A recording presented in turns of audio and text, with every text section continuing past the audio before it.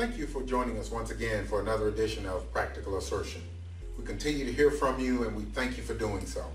We also want to thank you for sharing these segments up on Facebook, Twitter, or by forwarding and referring others to our website. By the way, if you have a topic that you would like for us to explore, please go out to our website and leave your thoughts there, or email me directly at james.bradley@asert-usa.com. It's there on your screen, with the subject line, Practical Assertion Topic Suggestion.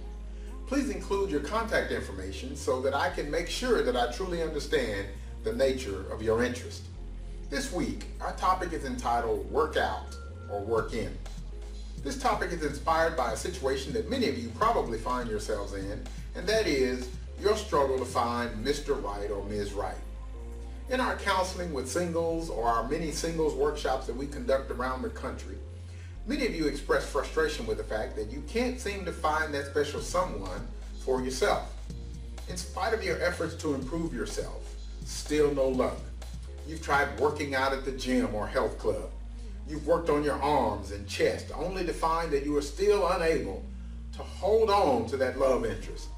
You've worked on your legs doing squats and jumps only to find that it is still difficult to understand why you can't get over how or why they got over on you. Perhaps you're wondering how you find that you are once again roped into another unbalanced relationship. Well, let me suggest, while it is important to work out for the outward appearance, it is equally important to work in.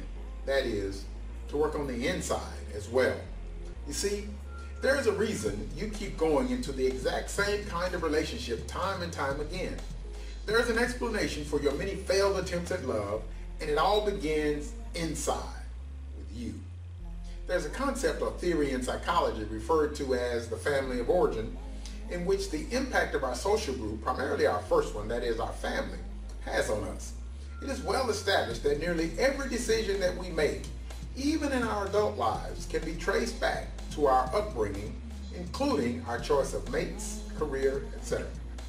For the sake of our discussion here, I would therefore assert that it is imperative that we spend as much time, if not more, on the inside as we do on the outside.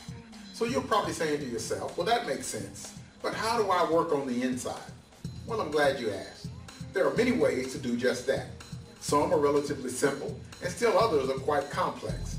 On the end of the spectrum of simple would be self-help books, seminars, and workshops that can get you well on your way to improvement. We offer several of those. On the opposite end of the spectrum would include such things as counseling and therapy, depending on your individual situation. Our goal here with this practical assertion is not to diagnose nor to recommend, as we are not qualified to do so. Rather, we merely want to encourage you to do whatever you can to work on the inside. In doing so, or even considering doing so, does not mean that you are crazy or otherwise maladjusted. In fact, the exact opposite might be an indication of that. That is, failing to seek help. As always, we want to hear your thoughts on this matter.